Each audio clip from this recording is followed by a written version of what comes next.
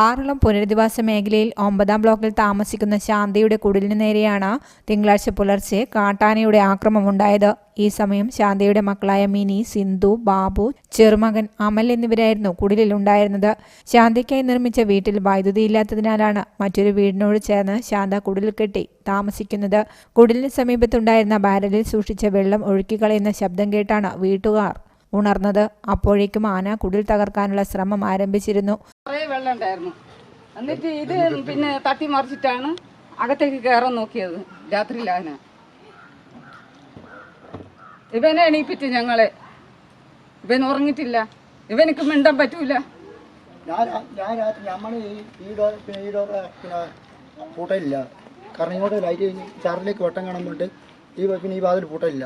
അന്നേരം പിന്നെ രാത്രി ഒരു നമ്മുടെ ടി വി എല്ലാം ഓഫായിട്ട് ഒരു 5 മിനിറ്റ് ആയിട്ടുള്ളൂ. അന്നേരം ഇവിടെ ഇങ്ങനത്തെ ഒരു നിഴൽ പോലെ ഇതേ കളറ് നിഴൽ പോലെ. എന്നിട്ട് അപ്പോൾ ഞാൻ വെച്ച് വേറെ സാധനം വെച്ചിട്ട് പിന്നെ ഒച്ചയെടുത്ത് നോക്കിയതാ. അന്നേരം വീട്ടിൽ ഈ കൊണ്ട് ഞാൻ എൻ്റെ സൗണ്ട് കേട്ടിട്ട് അപ്പോൾ ഇതിനൊരു ഒറ്റ അടിക്കാം മേലേക്ക്. എന്നിട്ട് ഇതിൻ്റെ ഉള്ളിൽ കയറാൻ വേണ്ടിയിട്ട് നിന്ന്. ഈ വേറെ ഇല്ലാത്ത ഫുള്ളും വെള്ളമുണ്ട്. എന്നിട്ട് കാലെടുത്ത് ഇങ്ങനെ പിന്നെ വെച്ചതാണ്.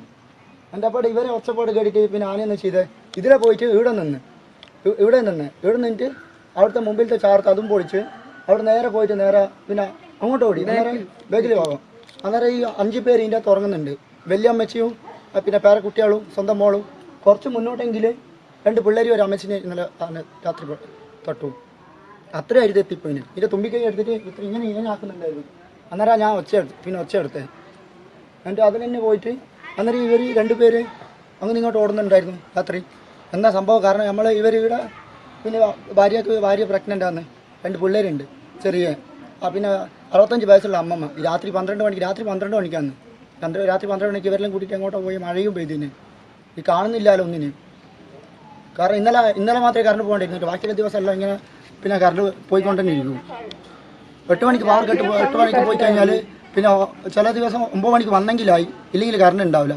അത് ഇന്നലെ നമ്മളെ ദൈവം വായിക്കാൻ കൊണ്ടാന്ന് തോന്നുന്നു. ഇന്നലെ കറണ്ട് പോയിട്ട് പെട്ടെന്ന് വന്നേ ഇതാവസ്ഥ. എന്നിട്ട് ഇവിടുന്ന് പോയിട്ട് ഇവർ ഇവിടെ നിൽക്കുമ്പോൾ ആനയെന്ന് ചെയ്തേ നേരെ അതിൻ്റെ ഉള്ളിൽ കൂടി പോയിട്ട് അതിൻ്റെ പുറത്ത് കയറി അകത്തേക്ക് കയറാൻ വേണ്ടിയിട്ട് സാറിലേക്ക് കയറാൻ വേണ്ടി കയറി. അന്നേരം നമ്മളെ സൗണ്ട് പിന്നെ ഒച്ചയെല്ലാം അയക്കാൻ കൊണ്ട് ആനയെന്ന് ചെയ്തേ നേരെ ഒരു പിന്നെ ഇവൻ്റെ അനിയനെ അങ്ങനെ ഓടിയ കണ്ടിട്ട് ആന ഓൻ്റെ അപ്പരെ ഓടിയ ടൈമിന് ഇവർക്ക് രക്ഷ എന്ന് പറഞ്ഞാൽ അവൻ ഓടിയാതെ ഇവർക്ക് രക്ഷ. ആ ടൈമിന് ഇവരെല്ലാം അകത്തേക്ക് കയറി. എന്നിട്ട് അതിൻ്റെ ബേക്കിലുള്ള ചാർത്ത് അതും പൊളിച്ച് അതും പൊളിച്ച് ഇവിടുത്തെ ഷെഡ് മൊത്തം തകർന്ന നിലയിലുള്ളത്. വീട്ടിനുള്ളിൽ കിടന്നുറങ്ങുകയായിരുന്ന ശാന്തയുടെ മരുമകൻ സതീശനാണ് ശബ്ദമുണ്ടാക്കി മറ്റുള്ളവരെ വിവരം അറിയിച്ചത്. 12 മണിക്ക്. ആരൊക്കെ ഉണ്ടായിരുന്നു വീട്ടില്? എൻ്റെ പിള്ളേരെല്ലാവരും ഉണ്ടായിരുന്നു. വന്നിട്ട് എന്താ ചെയ്തേ? ആന പഞ്ച് അതിലെ ഓടിയത് നമ്മളെ പിടിക്കാൻ പറ്റിച്ച്. അന്നേരം എൻ്റെ മോളിൽ നിന്ന് ഓടിയത് എൻ്റെ നോക്കാൻ പറ്റി. ഞാൻ എനിക്ക് നോക്കിയപ്പോൾ ആന ഞങ്ങൾ പിടിക്കാൻ പറ്റി തുമ്പി കൊണ്ട് ഇങ്ങനെ ആക്കിക്കൊണ്ടിരിക്കുക. അന്നത്തെ ചെക്കനെ വരച്ച് എണിപ്പിച്ച് ചെക്കനെ എണിക്കുന്നില്ല. കുറേ നേരം എണിപ്പിച്ച് പിന്നെ ഷെഡങ്ങ് പൊടിച്ചായിരുന്നു. അന്നേരം ഞങ്ങൾ ഓടി പുറകെ കൂടി അങ്ങനെ രക്ഷപ്പെട്ടെ.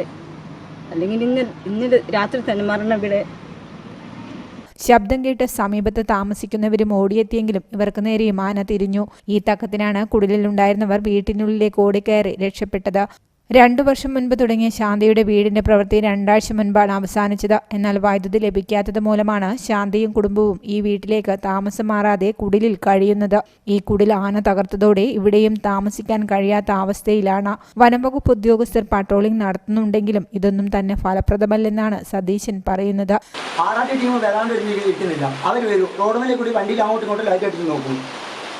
പിന്നെ നമ്മൾ അത്യാവശ്യമാണെങ്കിൽ നമ്മളിപ്പോൾ ആന കയറിയിട്ട് എത്രയോ ടൈം കഴിഞ്ഞിട്ടാണ് അവർ വരുന്നത്.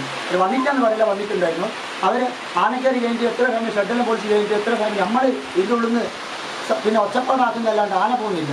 അതെല്ലാം കഴിഞ്ഞിട്ട് ആറാട്ട് ടീം വന്നില്ല. അവർ ഇന്നലെ പൂർണ്ണമായിട്ട് അവർ ഡ്യൂട്ടി ചെയ്തിട്ട് ഈ റോഡ് മേലെ തന്നെയാണ്. പിന്നെ അത് കഴിഞ്ഞിട്ട് രാവിലെ എല്ലാവരും വന്ന് നോക്കിയിട്ട് പോയി. എന്നിട്ട് തിരുപ്പതിയുള്ള വലിയ ഓഫീസർ വരാൻ പറഞ്ഞു. വേറെ ഓഫീസർ വരാൻ പറഞ്ഞു. ഇതുവരെ ആയിട്ട് അവരെ ആരും കാണുന്നില്ല. ഇതാണ് അവസ്ഥ. നമ്മൾ പിന്നെ ഇനി ഈ രാത്രി 12 മണിക്കല്ലേ ഇങ്ങനെ സംഭവിക്കുമ്പോൾ ആരെ കൊണ്ടാണ് ആരോടാ പറയുക ഇങ്ങനത്തെ നമ്മളെ അവസ്ഥയെല്ലാം? കാരണം ഇതിപ്പോൾ നമുക്ക് വന്ന് ഇന്നലെ 7 ശവങ്ങൾ പോവുമായിരുന്നു. 7 ശവം. ഞാൻ ഇന്നലെ TV ഓണാക്കി ഞാൻ ഉറങ്ങാണ്ട് ഉറക്കം വന്നിട്ടില്ലാന്ന് തോന്നുന്നു, ഏതോ ദൈവത്തിൻ്റെ കാര്യം കൊണ്ട് ഉറങ്ങിയിട്ടില്ല. ഞാൻ ഇതാ ഇവിടെ കിടക്കുന്നത്, ഇവിടെ കിടന്നിട്ടാണ് ജലൻ്റെ ഉള്ളിലേക്ക് നോക്കുന്നത്. അന്നേരം നിഴൽ പോലെ കണ്ട്